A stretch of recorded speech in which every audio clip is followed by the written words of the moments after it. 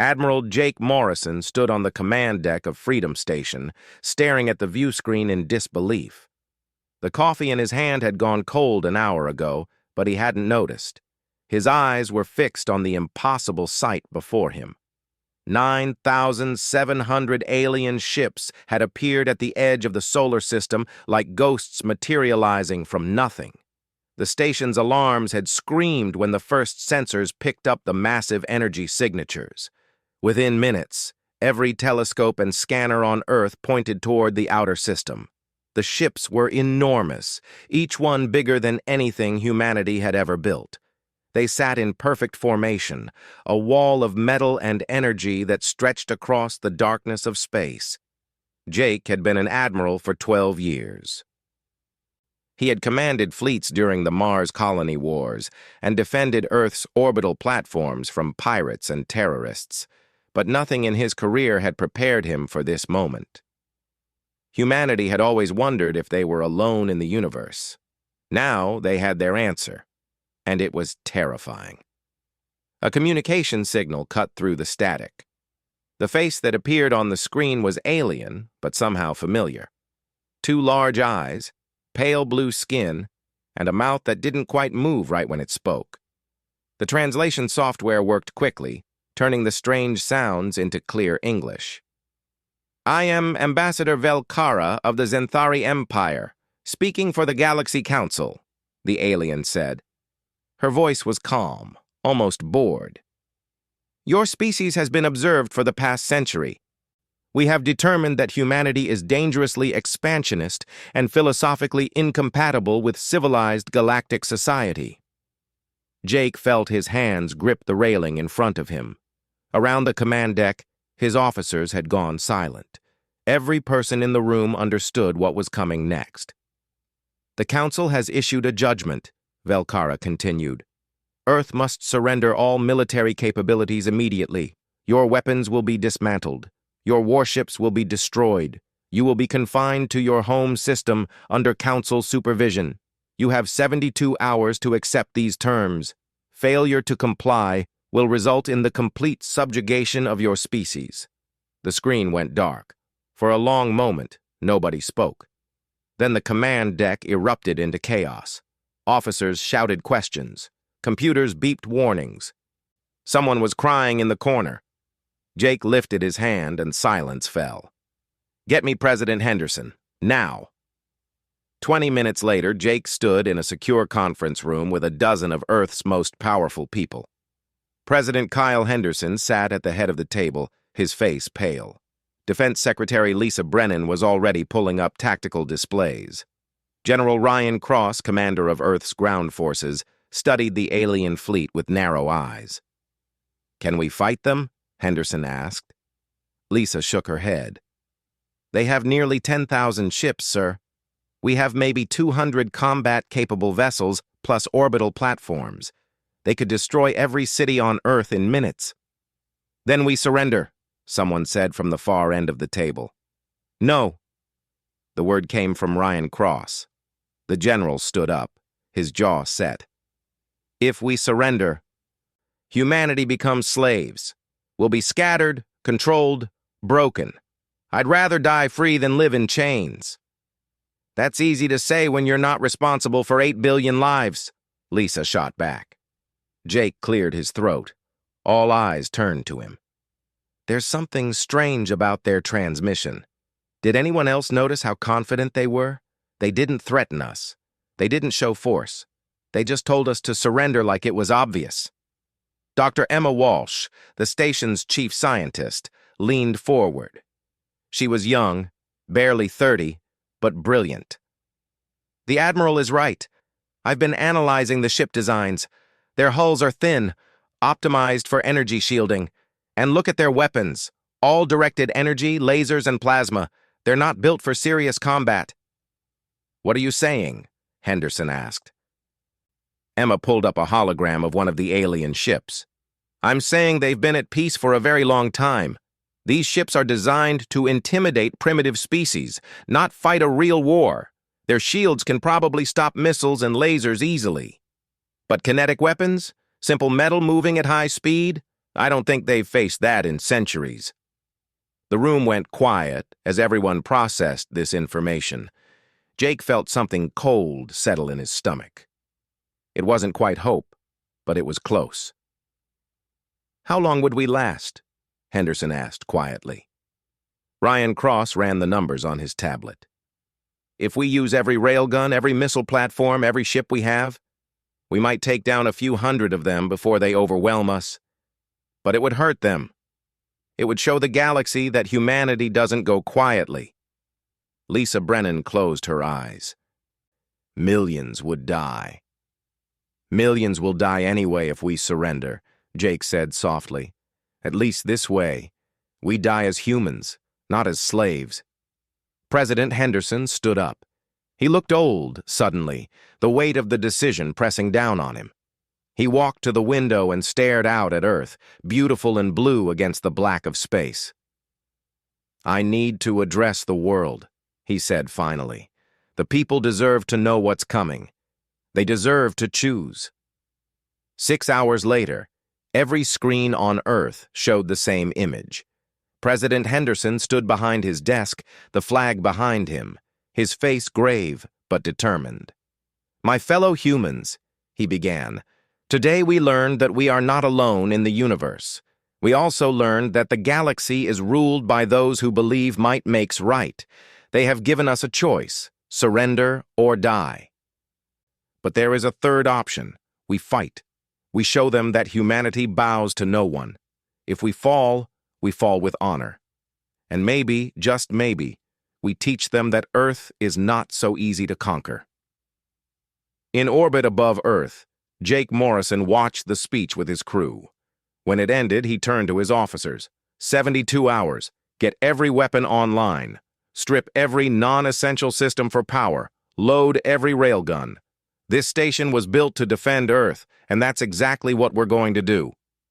On the view screen behind him, the alien fleet began its slow advance toward Earth. The countdown had begun. The 72 hours passed like a heartbeat. Across Earth, people said goodbye to loved ones. Soldiers took their positions. Children were moved to deep underground shelters. Everyone knew what was coming. On Freedom Station, Jake Morrison sat in his command chair and watched the alien fleet approach.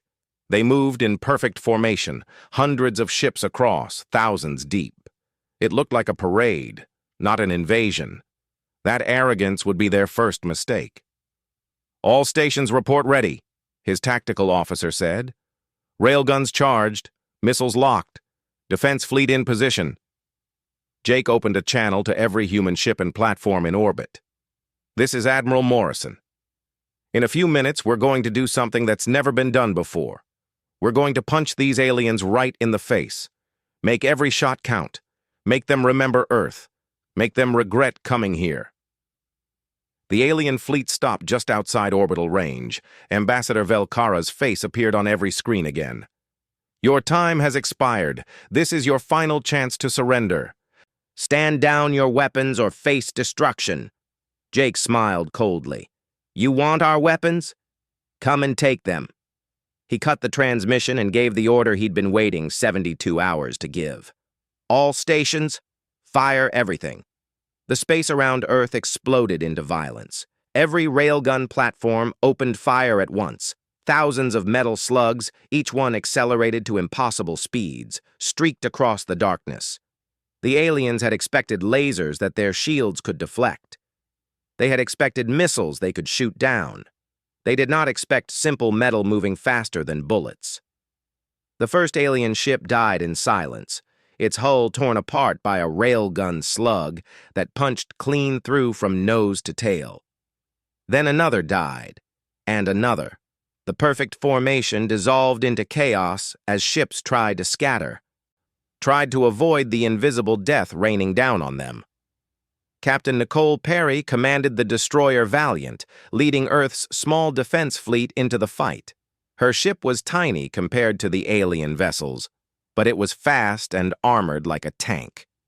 "All ships, wolf pack formation, hit and run.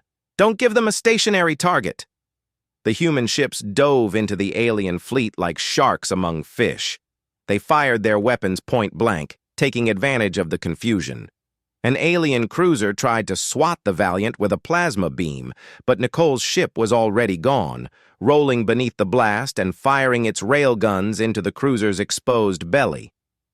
On the ground, General Ryan Cross watched the battle from his command center deep beneath Colorado.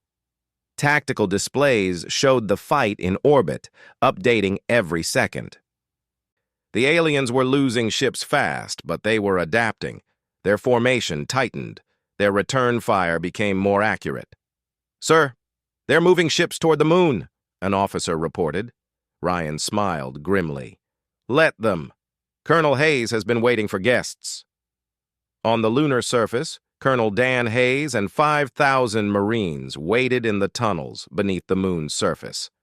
The tunnels were old mining shafts, expanded and reinforced over decades. The Marines had spent the last 3 days turning them into a maze of death. The alien landing ships touched down on the gray dust of the moon. Soldiers in powered armor emerged, confident and professional. They'd conquered 100 worlds. The moon would be easy. The first step into the tunnels was their last. Explosives hidden in the walls detonated, collapsing entire sections. Marines with heavy weapons appeared from side passages, firing and then vanishing. The aliens found themselves fighting an enemy they couldn't see in terrain they didn't understand. Back in orbit, the battle raged on.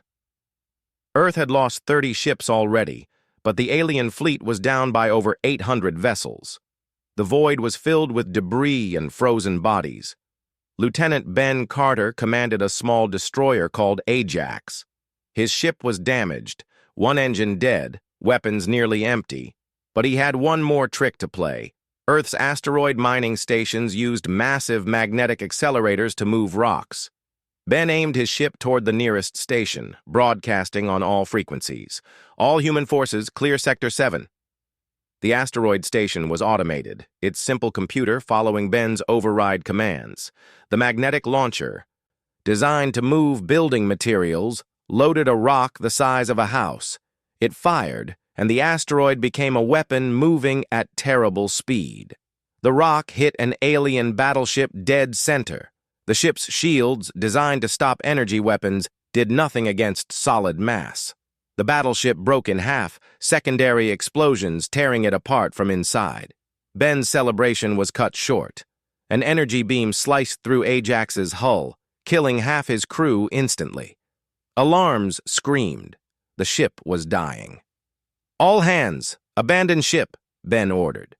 But as his crew fled to escape pods, he stayed at the controls. If his ship was dying, it wouldn't die alone. Ajax, crippled and burning, accelerated toward the nearest alien vessel.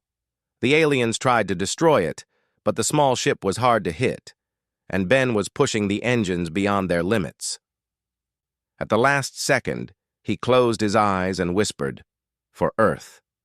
The explosion lit up the orbital space like a small sun. Ajax and the alien cruiser both vanished in the blast. Captain Nicole Perry saw the explosion from the Valiant's bridge. She knew Ben had trained with him. Rage filled her chest. Her ship was taking heavy fire now, shields failing, armor cracked. She could retreat, try to save her crew, or she could make Ben's sacrifice mean something. "All hands to escape pods," she ordered. "We're going out like heroes." Her crew understood immediately. They ran for the pods while Nicole locked the controls and aimed the Valiant straight at the largest alien ship in range, a massive dreadnought that had been hammering Freedom Station. Her crew launched away. Nicole armed every remaining missile and warhead on board. Set them all to detonate on impact. The dreadnought tried to shoot her down, but the Valiant was already too close. Nicole gripped the controls and smiled. "See you in hell." The Valiant hit the dreadnought's bridge at full speed. The explosion that followed was massive, tearing the huge ship apart and damaging 3 more vessels nearby. On Freedom Station, Jake Morrison watched his people die. Every loss hurt, but every loss also hurt the enemy. The alien fleet was in chaos now, their perfect formations broken, their confidence shattered. They'd come expecting an easy victory. Instead, they were fighting for their lives. Ambassador Velcara's face appeared on his screen again. She didn't look calm anymore. She looked angry and frightened. "You're all going to die!" she screamed. "We'll burn your world to ash!" Jake leaned back in his chair, exhausted and covered in blood from a console explosion. "Maybe," he said quietly, "but you're going to remember us."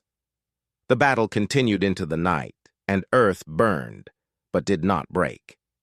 The second day of battle dawned over a wounded Earth. Smoke rose from a dozen cities hit by orbital strikes. The beautiful blue planet was scarred by fire and destruction. But humanity still fought. On Freedom Station, Jake Morrison had not slept in 36 hours. His uniform was torn and stained. Half the command deck crew were wounded or dead, replaced by whoever could operate a console. The station itself was falling apart, held together by emergency patches and desperate prayers. "Status report," Jake said, his voice rough from shouting orders. "We're down to 42 combat ships," his tactical officer replied. "Ammunition at 30%. The aliens still have over 7,000 vessels." 7,000. They destroyed more than 2,000 alien ships, a number that should have been impossible. But it wasn't enough. It would never be enough. The aliens kept coming, wave after wave, learning from their mistakes, adapting to human tactics. In a small lab deep inside the station, Dr. Emma Walsh worked frantically over a captured alien computer core. They'd managed to recover it from a destroyed ship that drifted too close to Freedom Station. Emma hadn't slept either. Her eyes were red, her hands shaking from too much coffee and too much stress. The alien computer was unlike anything human technology used. It thought differently, organized information in strange patterns. But Emma was good at puzzles, and slowly she was figuring it out. What she found made her stop breathing. She ran to the command deck, nearly falling twice on damaged sections of floor. "Admiral! Admiral, I found something!" Jake turned from the view screen, showing another human ship dying. "What is it, Doctor?" Emma pulled up holographic displays, her fingers flying over controls. "The Galaxy Council! It's not what they claimed! Look at this!" She showed communication logs, historical records, political documents all pulled from the alien computer. They're not a unified government. They're conquerors who won thousands of years ago. They keep control by making sure nobody else can build a real military. Any species that gets strong enough to challenge them gets crushed. "That's not exactly news, Emma," Jake said tiredly. "But don't you see?" Emma's eyes were wild with excitement and exhaustion. "They haven't fought a real war in millennia? They've forgotten how? Look at their tactics. They're terrible. They fly in straight lines. They don't use cover. They expect everyone to just give up when they show force. We're the first species in 1,000 years that's actually fighting back." Jake felt something stir in his chest. Not hope exactly, but something close. "Can we win?" Emma hesitated. "No. But we can make them bleed so badly that the whole galaxy sees it. We can show every other conquered species that the Council can be hurt." Before Jake could respond, alarms screamed. "Multiple enemy contacts converging on our position!" someone shouted. The view screen showed a nightmare. The aliens were done being cautious. They were throwing everything at Freedom Station, determined to break humanity's command center. Hundreds of ships, all weapons firing. "All defensive batteries, full power," Jake ordered. "Someone get me General Cross. If we fall, Earth's defense falls to him." Far below, Commander Ashley Grant led a wing of 12 fighter craft through the debris field in orbit. The fighters were tiny, built for speed and maneuverability. They were also piloted by people who had nothing left to lose. Ashley had lost her brother in the first day of fighting. Her parents lived in Boston, which had been hit by an orbital strike yesterday. She didn't know if they were alive. She didn't let herself think about it. There would be time for grief later, if there was a later. "Wolfpack, on me," she transmitted to her squadron. "See that battleship? Let's make it our new home." The human fighters dove into the alien formation like wasps attacking a bear. They were too small, too fast for the big alien ships to track properly. Ashley led her fighters into the shadow of a massive alien vessel, using its own bulk as cover while they fired missiles into its engine ports. The battleship tried to shake them off, rolling and firing its point defense weapons wildly. 2 human fighters died in the crossfire, but Ashley kept pressing. "Pour it on! Don't let up!" The battleship's engines exploded, sending the huge ship tumbling out of control. It crashed into another alien vessel, destroying them both. Ashley's remaining fighters scattered, looking for the next target. On the moon, Colonel Dan Hayes and his Marines had been fighting non-stop for 2 days. The tunnels were filled with bodies, human and alien alike. The aliens kept sending more troops, refusing to accept that they couldn't take the lunar base. Dan stood in a tunnel junction, his rifle nearly empty, his armor dented and scorched. Around him, 24 Marines held the line against hundreds of alien soldiers. They were tired, hurt, running out of ammunition. But they didn't retreat. "Contact front!" someone yelled. The aliens charged down the tunnel, weapons blazing. The Marines opened fire, their rifles cutting down the first wave. But more kept coming. Dan threw his last grenade, picked up a fallen alien weapon, and kept fighting. Behind him, a young Marine named Katie Morris worked frantically to set up the last explosive charge. 30 seconds, Colonel." Dan and his Marines gave her that 30 seconds. They fought like demons, refusing to give ground. When Katie shouted, "Clear!" they turned and ran, sprinting through the twisting tunnels as the charge detonated behind them. The explosion collapsed an entire section, burying the aliens under tons of lunar rock. Dan leaned against a wall, breathing hard. His rifle was empty. His armor was broken, but he was alive, and the line had held. "Fall back to checkpoint Delta. We'll make our stand there." Back on Freedom Station, Jake watched the alien fleet closing in. The station's weapons were nearly depleted. The shields were failing. This was the end, he knew. But he wasn't afraid anymore. He was angry. "All stations, this is Admiral Morrison," he transmitted on every frequency. "To every human in the solar system, we've hurt them. We've shown them that Earth doesn't surrender. If this is the end, then we go out fighting. Freedom Station to the last." His crew, battered and bloodied, stood straighter. They returned to their posts. They armed the last weapons, and they waited for the alien fleet to arrive. Emma touched Jake's shoulder. "Admiral, there's one more thing. The alien supply lines, they're stretched too thin. They can't sustain this battle forever. If we can hold out long enough—" "We won't last that long," Jake said softly. "Maybe," Emma replied, "but we've already lasted longer than they expected. Every hour we survive is another hour for them to doubt." The alien fleet opened fire, and Freedom Station shook like it was breaking apart. Because it was. Freedom Station was dying. Fire burned in sections that had lost atmosphere. Bodies floated in corridors where the artificial gravity had failed. Jake Morrison held onto his command chair as another explosion rocked the station. Around him, the few remaining crew worked at damaged consoles, their faces lit by emergency lights. "Hull breaches on decks 7 through 12, someone reported, their voice shaking. "Life support failing. Reactor at critical levels." Jake looked at the view screen. The alien fleet surrounded them now, hundreds of ships all firing at once. The station's shields had collapsed 20 minutes ago. Its weapons were silent, ammunition exhausted. There was nothing left to fight with except the station itself. "How's our reactor?" Jake asked quietly. His chief engineer looked up. Understanding immediately. Her name was Sarah Kane, and she'd served with Jake for 8 years. "If we overload it, the explosion would take out everything within 5 kilometers. How many alien ships is that? Sarah checked her console. The flagship is 3 kilometers away. 4 more capital ships within range. Jake opened a channel to every remaining crew member on the station. There weren't many left. Maybe 100 people scattered through the damaged structure. This is Admiral Morrison. Abandoned station. All hands to escape pods. You have 5 minutes. That's an order.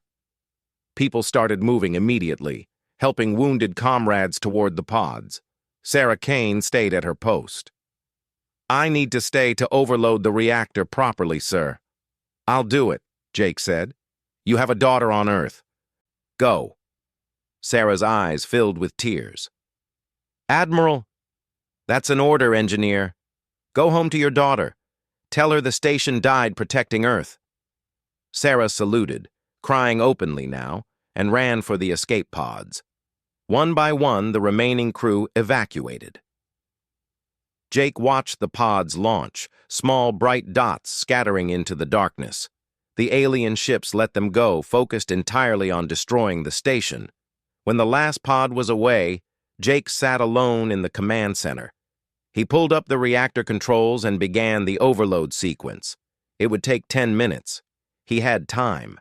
He thought about his life. He thought about his wife, who died years ago from cancer. He thought about his son, who lived in Australia. He thought about all the people who had died fighting for Earth. He wouldn't let their sacrifice be meaningless. The alien flagship moved closer, confident now that Freedom Station was finished. Ambassador Velcara's face appeared on Jake's screen one last time. Your station is destroyed, Admiral. Surrender now and we'll let you live. Jake laughed, surprising himself. Lady, I'm not surrendering. I'm making sure you remember this day for the rest of your life. He punched the final command. The reactor went critical. The station's lights flickered once, twice, and then everything went white. The explosion was visible from Earth, a new star burning briefly in orbit. Freedom Station and the alien flagship died together. 4 more alien capital ships were caught in the blast, torn apart by the massive release of energy. When the light faded, only debris remained. General Ryan Cross watched from his command center and closed his eyes. Jake had been his friend for 20 years, but there was no time for grief. The battle continued. Status report, Ryan ordered. We're down to 24 combat ships, his tactical officer said. The aliens have lost 4,000 ships total. They're down to about 5,000 now. 5,000. Against 24 human vessels. The numbers were still impossible. But something had changed. The aliens weren't pressing their attack anymore. They were hesitating. In orbit, Commander Ashley Grant rallied the surviving human ships. After 3 days of constant fighting, her fighter squadron was down to 4 craft. But those 4 pilots were the best humanity had. They'd survived when thousands hadn't. All ships, reform on me, Ashley transmitted. We're going after their command vessels. We make them afraid to lead from the front. The human ships, battered and held together by duct tape and determination, formed up. They were outnumbered 1,000 to 1. But the aliens had learned to fear them. The massive alien fleet actually pulled back as the tiny human force advanced. On the moon, Colonel Dan Hayes received a transmission that changed everything. It was Dr. Emma Walsh, broadcasting from a rescue ship that had picked her up from Freedom Station's escape pods. Colonel, you're the senior officer now, Emma said. Admiral Morrison is dead, but before he died, we learned something crucial. The aliens can't sustain this fight. Their supply lines are breaking down. Other species in the galaxy are watching this battle. If the Council loses here, their entire empire might collapse. Dan looked around at his Marines. They were exhausted, wounded, down to their last ammunition. But they were still alive. What do you suggest, Doctor? Talk to them, Emma said. The politician Velcara is dead. The military commander is someone named Thal Aaron. He's a soldier, not a politician. He understands that this battle has no winners anymore. Dan considered this. Every instinct told him to keep fighting, but he was responsible for what was left of humanity now. Get me a channel to their fleet commander. An hour later, a face appeared on Dan's screen. The alien called Thalaron looked tired. His blue skin was darker somehow, stressed. I am War Master Thalaron. Who are you? Colonel Dan Hayes, United Earth Defense Force. I'm the ranking human officer. You wish to surrender? No, Dan said firmly. I want to discuss terms for your retreat. Thalaron's expression was hard to read, but Dan thought he saw surprise. You have 24 ships left. We have 5,000. And how many did you start with? Dan asked. Nearly 10,000, right? We've destroyed almost half your fleet. We've killed your ambassador. We've shown the entire galaxy that the Council can bleed. How many more ships are you willing to lose? Because we'll fight until the last human is dead. We've got nothing left to lose. But you? You've got an empire to hold together. Thalaron was silent for a long moment. What terms? Complete withdrawal. You leave the solar system and never come back. Recognize human sovereignty. Give us access to galactic trade networks. In exchange, we won't hunt down your surviving ships. And we won't share our military technology with other species. You threaten us with technology? You're primitives. Dan smiled coldly. We're primitives who destroyed half your fleet. Imagine what we could do with another 100 years of development. Imagine what other species could do if they learned our tactics. You came here to keep humanity contained. Instead, you've shown everyone that the Council is weak. Thalaron's face twisted with anger and something else, fear. Because Dan was right and they both knew it. I will convey your terms to what remains of the Council. The transmission ended. Dan sat back, suddenly aware of how much his body hurt. Around him, his Marines waited in silence. Sir, one of them finally said, do you think they'll accept? Dan looked up at the stars, at the alien fleet still hovering in orbit. They'll accept, because the alternative is we drag them down with us. And after 3 days of fighting, they know we'll do it. The alien fleet withdrew 3 days later. It wasn't a retreat exactly, more like a slow pulling back of forces. They maintained their formation, kept their weapons ready, but they moved away from Earth. Colonel Dan Hayes watched from the lunar surface as 5,000 alien ships turned and began the long journey back to wherever they came from. Only 18 ships survived the journey home. Engine failures, damage from the battle, and lack of supplies destroyed the rest. Of the 9,700 ships that had arrived at Earth, barely more than a dozen limped back to Council space. They carried with them a message that would echo across the galaxy. Humanity fights back. On Earth, the recovery began. The scars were deep. 12 cities had been hit by orbital strikes. 20 million people were dead. The orbital infrastructure that had taken a century to build was mostly destroyed. Freedom Station, humanity's pride, was a debris field. The defense fleet that once numbered 200 ships was reduced to 18 battered vessels that barely functioned. But Earth survived.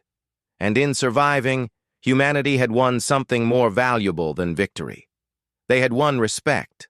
Colonel Dan Hayes became General Hayes in the months following the battle. He didn't want the promotion, didn't want the responsibility. He'd lost too many friends, seen too much death. But someone had to lead the recovery, and the people trusted him.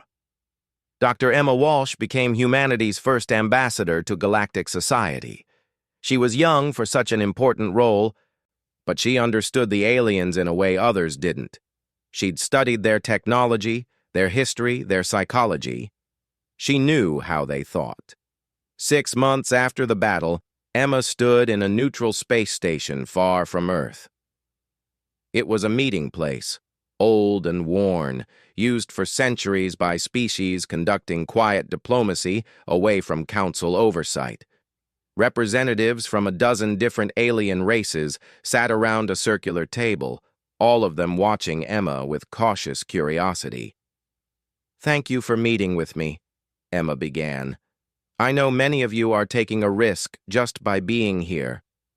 A mantis-like creature clicked its mandibles.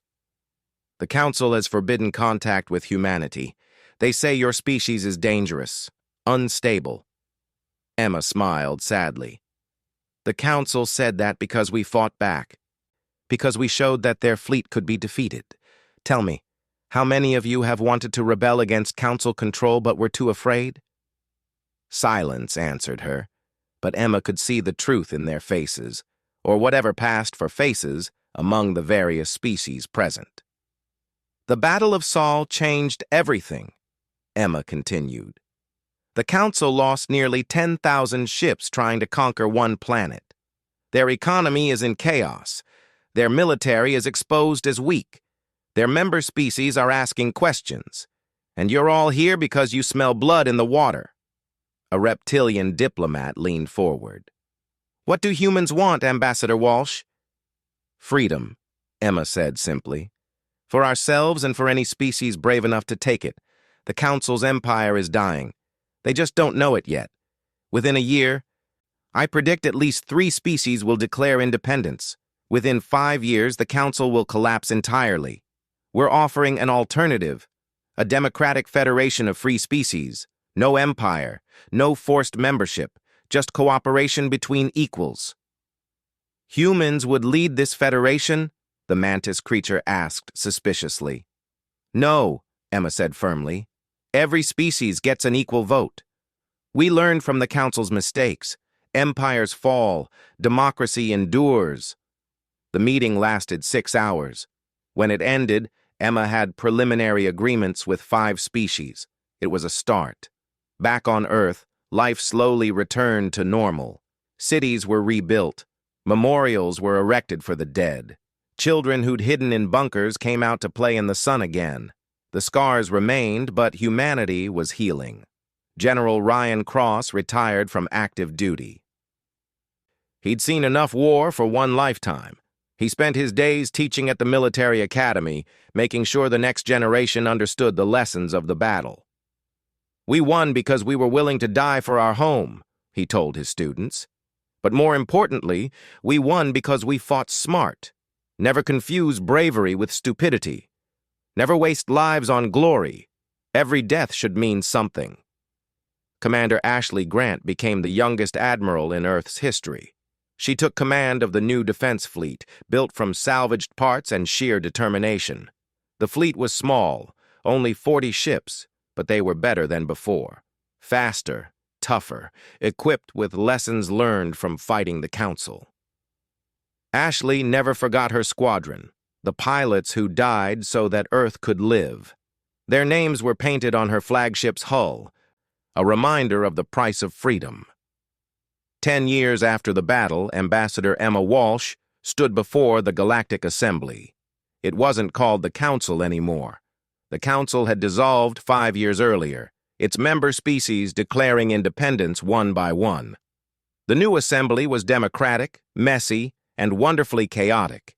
A journalist, an alien with 4 eyes and purple fur, asked her the question everyone wanted answered. "Ambassador Walsh, how did humanity defeat the Council fleet?" Emma thought about Jake Morrison, who died destroying the enemy flagship. She thought about Nicole Perry and Ben Carter, who turned their ships into weapons. She thought about the Marines on the moon, the pilots in orbit, the millions who died in the orbital strikes. She thought about all of them, and she knew what to say. "You sent soldiers who had forgotten what war means," Emma said quietly. "We sent people defending their only home. You were fighting because the Council ordered it.